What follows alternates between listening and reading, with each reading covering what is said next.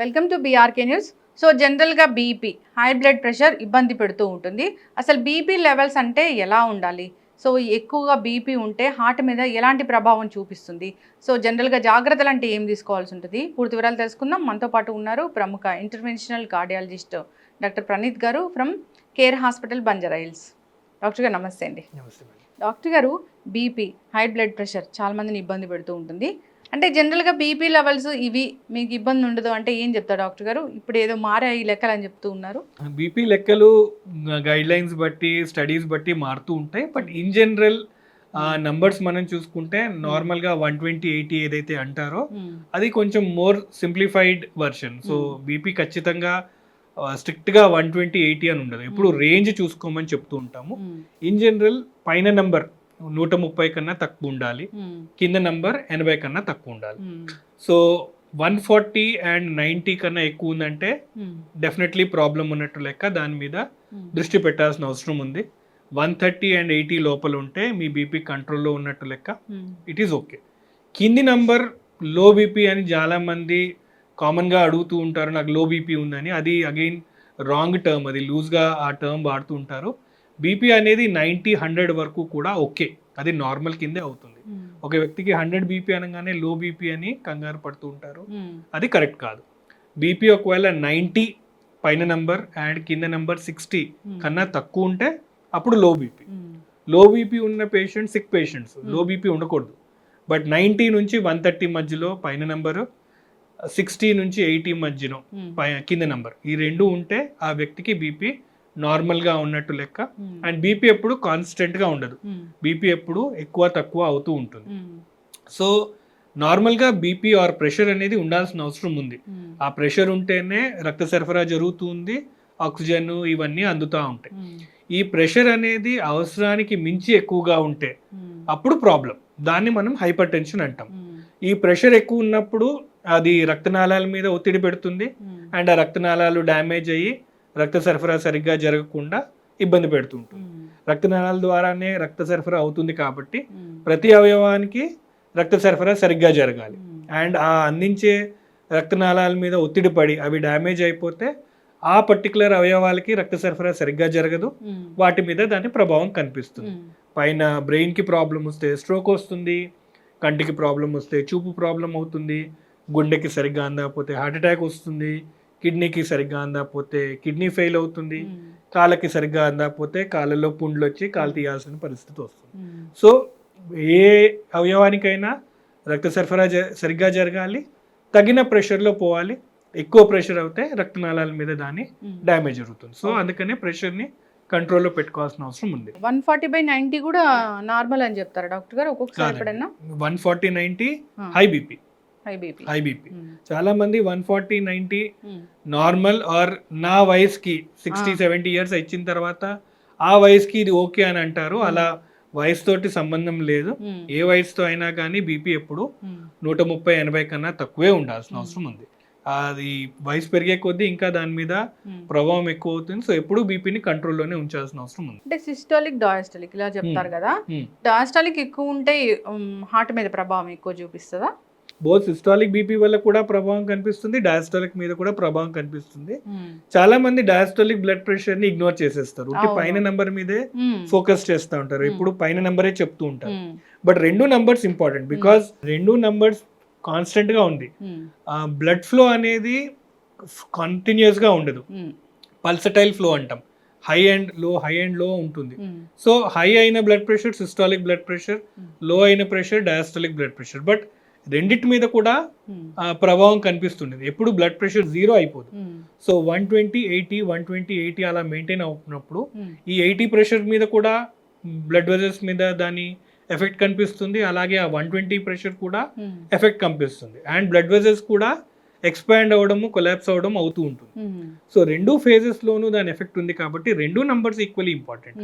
ఒకదాన్నే మనం ఫోకస్ చేయాల్సిన అవసరం లేదు, రెండు నంబర్స్ ని మనం తగ్గించాల్సిన అవసరం ఉంది.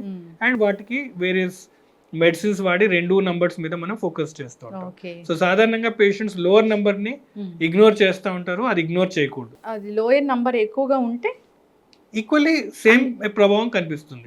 దానివల్ల కూడా రక్తనాళాల మీద అది ఒత్తిడి డైరెక్ట్ గా హార్ట్ మీద ప్రభావం చూపిస్తుందా? అన్ని అవయవాలు including heart. So heart attack రావడానికి, హార్ట్ ఫెయిల్యూర్ రావడానికి, రిథమ్ అబ్నార్మాలిటీస్ రావడానికి most common risk factor uncontrolled hyper tension. So hyper tension కంట్రోల్లో లేనప్పుడు హార్ట్ మీద various aspects, coronary artery disease, heart attack రావడం, హార్ట్ మజిల్ మీద దాని ప్రభావం వచ్చి heart failure, rhythm abnormalities, atrial fibrillation, ఇలాంటి ప్రాబ్లం రావడానికి uncontrolled hyper tension most common. అయితే డాక్టర్ గారు ఇప్పుడు మరి బీపీ వచ్చింది అన్నప్పుడు ఈ బీపీ హార్ట్ మీద ఎవరిలో ప్రభావం చూపిస్తుంది అసలు? అంటే జనరల్ గా అందరి మీద ప్రభావం చూపిస్తూ ఉంటుంది. Both men and women equal గా ఎఫెక్ట్ అవుతుంటారు. అన్ఫార్చునేట్లీ విమెన్ మీద వాళ్ళ ఎఫెక్ట్ ఎక్కువగా కనిపిస్తుంటుంది. సాధారణంగా విమెన్ లో హైపర్ టెన్షన్ వచ్చే అవకాశాలు తక్కువ ఉన్నాయంటాం. బికాస్ ఆఫ్ ఫీమేల్ హార్మోన్స్ వల్ల అవి కొంచెం ప్రొటెక్టివ్ గా ఉండి హైపర్ టెన్షన్ వచ్చే అవకాశం తక్కువ ఉంటుంది అంటాం. బట్ ఫీమేల్స్ లో ఒకవేళ హైపర్ టెన్షన్ వస్తే దాని ద్వారా వచ్చే కాంప్లికేషన్స్ అనేవి ఎక్కువగా కనిపిస్తుంటాయి. సో విమెన్ అందుకే హైపర్ టెన్షన్ వస్తే వాళ్ళు ఇంకా అగ్రెసివ్ గా బ్లడ్ ప్రెషర్ కంట్రోల్ చేయాలి. వీళ్ళలో కాంప్లికేషన్ ఫాస్ట్ గా వస్తాయి లేదా సివియర్ గా వస్తాయి. ఇన్ జనరల్ గా వచ్చే అవకాశం తక్కువ ఉన్నా ఒకవేళ హైపర్ టెన్షన్ వస్తే విమెన్ ఇంకా అగ్రెసివ్ గా ఉండాల్సిన అవసరం ఉంది ట్రీట్మెంట్. సిమిలర్లీ ఏజ్ పెరిగే కొద్దీ, బికాస్ బీపీ ఈ రోజు వస్తే రేపు దాని ప్రభావం కనిపించదు. బీపీ కంట్రోల్లో లేనప్పుడు నెక్స్ట్ 5 to 10 years ఆ ఒత్తిడి అలాగే బాడీ మీద పడుతూ ఉండి ఆ బాడీ తట్టుకుంటూ ఉంటుంది.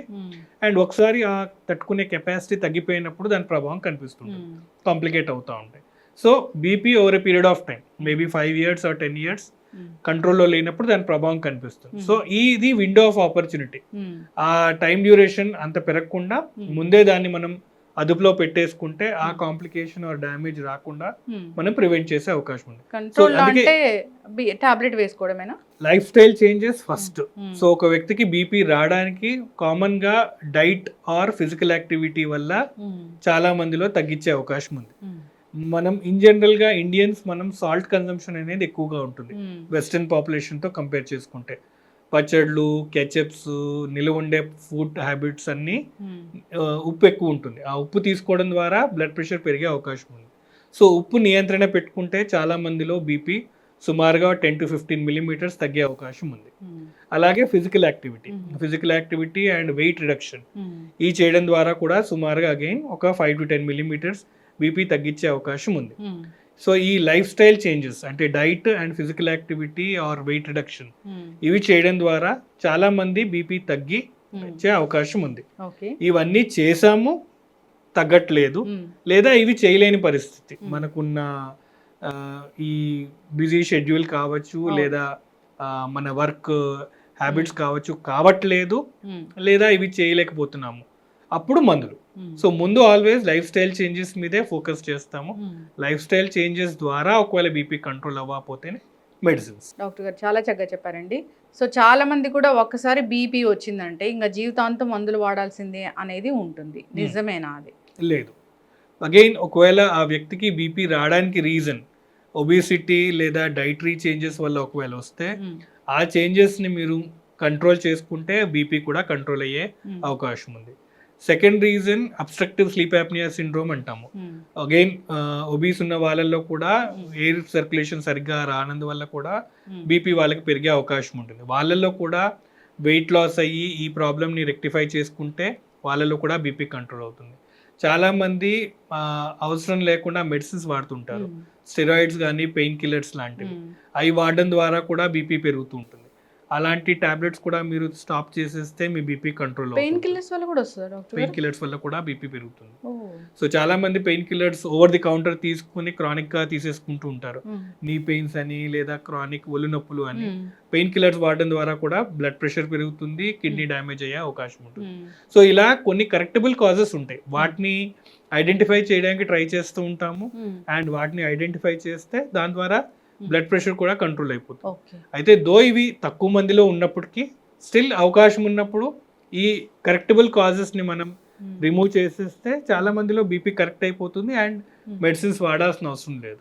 బీపీ రాకూడదంటే జాగ్రత్తలు ఏమిటి డాక్టర్ గారు? Life style changes madam. ఎక్కువగా మన ఫుడ్ కన్జంప్షన్ మీద మనం దృష్టి పెట్టాల్సిన అవసరం ఉంది. ఈ fast food or outside food most of the time రుచిగా ఉండాలంటే వాటిలో సాల్ట్ ఎక్కువగా వేస్తుంటారు, అప్పుడే రుచి పెరుగుతుంటుంది. అండ్ ఈ మధ్య మన కన్జంప్షన్ ఆఫ్ ఈ ఫుడ్స్ ఎక్కువైనాయి. బేకరీ ఐటమ్స్ అగైన్ వాటిల్లో ఫుడ్ ఎక్కువ ఉంటుంది. మనం తీసుకున్న బ్రెడ్ బిస్కెట్స్లో సాల్ట్ ఎక్కువ ఉంటుంది. అండ్ ఈ చిప్స్ కెచప్స్ ఏవైతే ప్రిజర్వ్డ్ ఉంటున్నాయో వాటిలోనూ సాల్ట్ ఎక్కువగా ఉంటుంది. పచ్చళ్ళు వీటిలో పాపడ్ వడియాలు వీటన్నిటిలోనూ సాల్ట్ ఎక్కువ. వీటన్నిటిని మనం ఒకవేళ తగ్గించగలుగుతాయి అండ్ రిలేటివ్లీ బ్లాండ్ డైట్ మనం తీసుకుంటే బై ఇట్ సెల్ఫ్ మన సాల్ట్ కన్జంప్షన్ తగ్గుతుంది. దాంతో అప్రాక్సిమేట్లీ 5 to 10 millimeters బీపీ తగ్గే అవకాశం ఉంది. And physical activity of course మన బిజీ షెడ్యూల్ తోటి అవ్వలేని పరిస్థితి, బట్ ఒకవేళ ఫిజికల్ యాక్టివిటీ మనం మన రొటీన్లో ఒకవేళ ఇంక్లూడ్ చేయగలిగితే దాని ద్వారా కూడా మన బ్లడ్ ప్రెషర్ తగ్గే అవకాశం. ఎప్పుడైనా ఏదైనా ఒక ఇప్పుడు సఫర్ అవుతున్నారు ఫీవర్తోనే అన్నప్పుడు, ఫీవర్ వచ్చింది ఆ మందులు వాడుతున్నారు, ఎక్కువగా యాంటీబయాటిక్స్ వాడుతున్నారు అన్ని డేస్ ఒక 5 days అన్నప్పుడు ఎప్పుడైనా దీన్ని స్కిప్ చేయాల్సి వస్తే బీపీ మెడిసిన్ని ఎన్ని రోజులు స్కిప్ చేస్తే సేఫ్ జోన్లో ఉంటాం? సో యూజువల్లీ బీపీ అనేది unless there is a strong reason, ఖచ్చితంగా బీపీ తగ్గిపోతుంది అవసరానికి మించి అన్నప్పుడు తప్ప బీపీ టాబ్లెట్స్ యూజువల్లీ స్కిప్ చేయకూడదు. కొందరు బాగా సిక్ అయిపోయి మీరు అన్నట్టు ఒకవేళ హాస్పిటలైజ్ అయ్యారు, వాళ్ళలో బీపీ డౌన్ అయిపోతుంది, టాబ్లెట్స్ తీసుకోలేని పరిస్థితిలో ఉన్నారు, ఎక్స్ట్రీమ్లీ సిక్ ఉన్నారు, అలాంటి వాళ్ళలో కొన్ని రోజుల కోసం ఆ ఇల్నెస్కి తగ్గట్టు టాబ్లెట్స్ కొన్ని రోజులు ఆపచ్చు. బట్ మళ్ళీ నార్మల్ అయినప్పుడు మళ్ళీ రెజ్యూమ్ చేయాల్సిన అవసరం. But most of the time unless అంత సీరియస్ ఇల్నెస్ ఉంటే తప్ప, అప్పుడు ఆల్రెడీ ఆ పేషెంట్స్ యూజువల్లీ హాస్పిటలైజ్ అవుతారు కాబట్టి అప్పుడు డాక్టర్ మానిటర్ చేస్తూ ఆ టాబ్లెట్స్ని వాళ్ళు ఇవ్వడం జరుగుతుంది. బట్ బాగా సిక్ అయిపోతే ఎనీవే డాక్టర్ పర్యవేక్షణలో ఉంటారు. బట్ మీ అంతటా మీరు చిన్న చిన్న ఇల్నెసెస్ ఉంటే టాబ్లెట్స్ స్టాప్ చేయకండి. And in case tablets stop చేయాలని అనిపిస్తున్నా ఒకసారి మీ డాక్టర్ని సంప్రదించడం మంచిది. బికాస్ ఒకవేళ ఆ ఇల్నెస్ బట్టి బీపీ తగ్గుతుంది అని ఒకవేళ అనిపిస్తే డాక్టర్ మీకు సజెస్ట్ చేసి కొన్ని రోజులు స్టాప్ చేయమని వాళ్ళే సజెస్ట్ చేస్తారు. ఒక్కరోజు స్కిప్ చేయొచ్చు డాక్టర్ గారు జనరల్గా? 1 or 2 days స్కిప్ చేస్తే ఆర్ మిస్ అయిపోతే ప్రాబ్లం లేదు. బట్ ఇవన్నీ ఏంటంటే మిస్ అయ్యే కొద్దీ ఏంటంటే దాని ప్రభావం తగ్గిపోతుంది. లైక్ ఫర్ ఎగ్జాంపుల్ చాలా మంది చేసే తప్పు బీపీ టాబ్లెట్స్ కొన్ని రోజులు వాడి ఆపేస్తారు బీపీ నార్మల్ అయిందని. సో ఆ వ్యక్తికి మళ్ళీ బీపీ జంప్ అవుతుంది, మళ్ళీ ఇంక్రీజ్ అవుతుంది. అప్పుడు సేమ్ బీపీని కంట్రోల్ చేయడానికి పాత డోసేజ్ సరిపోదు, ఇప్పుడు హయ్యర్ డోసేజ్ మీద బీపీ మెడిసిన్ వాడి కంట్రోల్ చేయాల్సిన అవసరం వస్తుంది. సో అందుకనే ఫ్రీక్వెంట్ మిస్సెస్ అయినప్పుడు ఏంటంటే ఆ మెడిసిన్ అంత ఎఫెక్టివ్గా ఉండదు. సేమ్ బీపీని కంట్రోల్ చేయడానికి హయ్యర్ డోసెస్ ఆఫ్ డ్రగ్స్ వాడాల్సి వస్తుంది, డబుల్ డోసేజ్లో వాడడము, మల్టిపుల్ డోసెస్ వాడడం అవుతుంది. సో కన్సిస్టెంట్గా వాడుతున్నప్పుడు సేమ్ ఎఫెక్టివ్గా పనిచేస్తుంది, అదే స్మాల్ డోసేజ్తో మనం బీపీని కంట్రోల్ చేసే అవకాశం ఉంది. అందుకే స్కిప్ చేయవద్దు అని చెప్తుంటాం. సో వాటర్ ఎక్కువగా తీసుకోకపోతే కూడా ఈ బీపీ మందులు వాడే వాళ్ళు ఇబ్బంది పడే అవకాశం ఉంటుందా? వాటర్ కన్జంప్షన్ మన రిక్వైర్మెంట్ అనేది ప్రతి వ్యక్తి మీద డిపెండ్ అవుతూ ఉంటుంది. అండ్ బాడీ రెగ్యులేషన్ చేయడానికి మన బాడీలో ఎక్సలెంట్ సిస్టమ్ ఉంది. మన కిడ్నీస్ అండ్ అలాగే బ్రెయిన్ హార్మోన్స్ని సెక్రీట్ చేసి వాటర్ బ్యాలెన్స్ని ఎక్సలెంట్గా మెయింటైన్ చేస్తూ ఉంటాయి. సో థర్స్ట్ అనేది కామన్ మెకానిజం. ఒక వ్యక్తికి బాడీలో వాటర్ తగ్గితే బ్రెయిన్ దాహం క్రియేట్ చేస్తుంది అండ్ ఆ దాహంకి తగ్గట్టు వాటర్ తీసుకోవాలి. దాహం వేయట్లేదు అంటే దెన్ మన బాడీ వాటర్ రిక్వైర్మెంట్ సరిపోతుంది. ఎక్సెసివ్ వాటర్ తీసుకుంటే అది అవసరం లేదు, కిడ్నీ దాన్ని ఫిల్టర్ చేసేస్తుంది. సో ఎక్కువగా తీసుకుంటే కిడ్నీస్ ఫిల్టర్ అయ్యి లేదా దాంతో బెనిఫిట్స్ ఉంటాయి అనే మాట కంప్లీట్లీ వాస్తవం కాదు. డిహైడ్రేట్ అవ్వకూడదు, అలాగే అవసరానికి మించి ఎక్సెసివ్గా తీసుకోకూడదు. మనం అడిషనల్గా తీసుకుని కిడ్నీస్ని మనం ఒత్తిడి పెట్టినట్టు అవుతుంది. So around 3 to 4 liters of daily water consumption ఒక వ్యక్తికి సరిపోతుంది. దీనికి మించి తీసుకోవడం వల్ల అడిషనల్ బెనిఫిట్ లేదు, అలాగే తక్కువ తీసుకోవడం తోటి ఈక్వల్లీ బాడీని మనం స్ట్రెయిన్ చేస్తున్నట్టు అవుతుంది.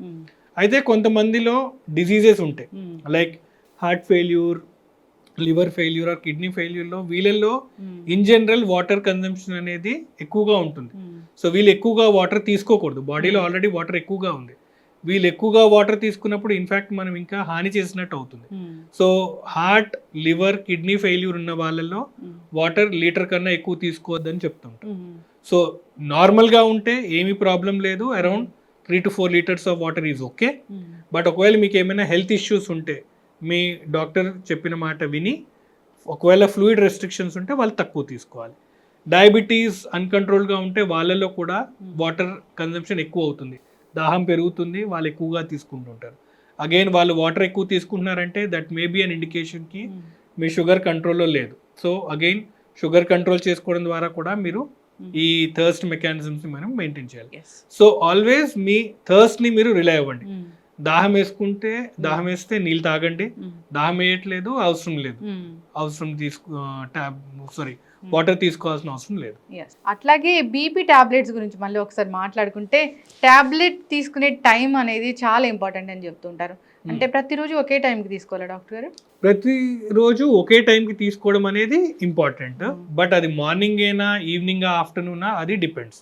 సో యూజువల్లీ ఈ టాబ్లెట్స్ అనేవి ఫుడ్ తోటి లింక్ చేస్తూ ఉంటాం. ఖచ్చితంగా ఫుడ్ తిన్న తర్వాతే తీసుకోవాలా, లేదా కొంతమంది ఉపవాసం ఉంటే టాబ్లెట్ తీసుకోలేదు అని అంటారు. సో ఈ ఖచ్చితంగా ఫుడ్తో పాటు తీసుకోవాలని రూల్ ఏమీ లేదు. ఫుడ్తో పాటు లింక్ చేయడానికి రీజన్ గుర్తుంటుందని, బికాస్ కొన్ని ఈవెంట్స్ మన డైలీ కామన్గా చేస్తుంటాం, like breakfast, lunch, dinner, consistent events. So ఆ పర్టికులర్ యాక్షన్ తోటి మనం లింక్ చేస్తే డైలీ మర్చిపోకుండా తీసుకుంటారు, లేకపోతే మర్చిపోయాము అని అంటారు. సో ఫుడ్తో పాటు అసోసియేషన్ లేదు, ఎప్పుడైనా తీసుకోవచ్చు. అయితే morning or afternoon are dinner any time తీసుకోవచ్చు, ఎనీ టైం తీసుకోవచ్చు. బట్ ఆ టాబ్లెట్ అనేది ఒక 24 hours పనిచేస్తుంది కాబట్టి డైలీ అదే టైంలో తీసుకోవడానికి కోసం ట్రై చేయాలి. ఒకరోజు ఉదయము, ఒకరోజు మధ్యాహ్నం, ఒకరోజు ఈవినింగ్ తీసుకున్నప్పుడు అగైన్ మెటబాలిజం అనేది సరిగ్గా అవ్వదు. సో ఎనీ ఒక టైం మీరు చూస్ చేసుకోండి, మీకు ఏదైతే కన్వీనియంట్ ఉంటుందో. బికాస్ ఈ మధ్య మన టైమింగ్స్ కూడా డిఫరెంట్ ఉన్నాయి. సాఫ్ట్వేర్ ఎంప్లాయీస్ పర్టికులర్లీ వాళ్ళ షిఫ్ట్స్ కూడా డిఫరెంట్గా ఉంటాయి కాబట్టి మీకున్న కన్వీనియంట్ టైం ఏ రోజు అయితే మీకు గుర్తుండగలుగుతుందో, కరెక్ట్గా అదే టైంకి మీరు తీసుకునే వీలవుతుందో ఆ టైం మీరు సెలెక్ట్ చేసుకోండి. రోజు అదే టైంలో తీసుకోవడానికి ట్రై చేయండి. ఫుడ్తో పాటే తీసుకోవాలని రూల్ ఏమీ లేదు, ఎంటీ స్టమక్లో కూడా తీసుకోవచ్చు, తినే ముందు, తినిన తర్వాత ఎలా అయినా పర్వాలేదు. అండ్ అగైన్ వాటర్ కన్జంప్షన్ తోటి కూడా దాని లిమిట్ ఏమీ లేదు. బట్ డైలీ కన్సిస్టెన్సీ మెయింటైన్ చేస్తున్నప్పుడు ఆ మెడిసిన్ ప్రభావం కరెక్ట్గా ఉంటుంది. Because most of the tablets ఒక 24 గంటల పాటు పనిచేస్తుంటుంది కాబట్టి దాన్ని డైలీ ఆ కన్సిస్టెంట్ టైంలో తీసుకోవడం ద్వారా ఆ మందు కరెక్ట్ తీరులో పనిచేస్తుంది. సో టైం మీరు డిసైడ్ చేయండి, మీ షెడ్యూల్ బట్టి. ఫుడ్ తోటి అసోసియేషన్ అవసరం లేదు, అండ్ కన్సిస్టెంట్గా తీసుకోవడం ద్వారా ఆ మెడిసిన్ కరెక్ట్గా పనిచేస్తుంది. చక్కటి ఇన్ఫర్మేషన్ డాక్టర్ గారు. బీపీ ఉంటే జాగ్రత్తలు తీసుకోవాలని చెప్పాలి. ఇంకా బీపీ ఉన్న వాళ్ళు హై బీపీ అవ్వకుండా కూడా ఈ టాబ్లెట్స్ స్కిప్ చేయకుండా చూసుకోవాలి డాక్టర్ గారు. ఆ మధ్యకాలంలో నేను ఒక న్యూస్ చూశాను, ఎక్కడో వెకేషన్కి వెళ్ళారు, 5 days బీపీ టాబ్లెట్ తీసుకోలేదు, స్ట్రోక్ వచ్చిందని. సో అది అంటే ఆ బీపీ టాబ్లెట్ ప్రభావం అనేది అలా అంత ఉంటుంది కాబట్టి మనం ఫంక్షన్స్, పార్టీస్ అలాంటివి కాకుండా ముందు మన హెల్త్ మీద మనం ఫోకస్ పెట్టాలని చెప్దాం డాక్టర్ గారు. చక్కటి ఇన్ఫర్మేషన్ అండి, ధన్యవాదాలు.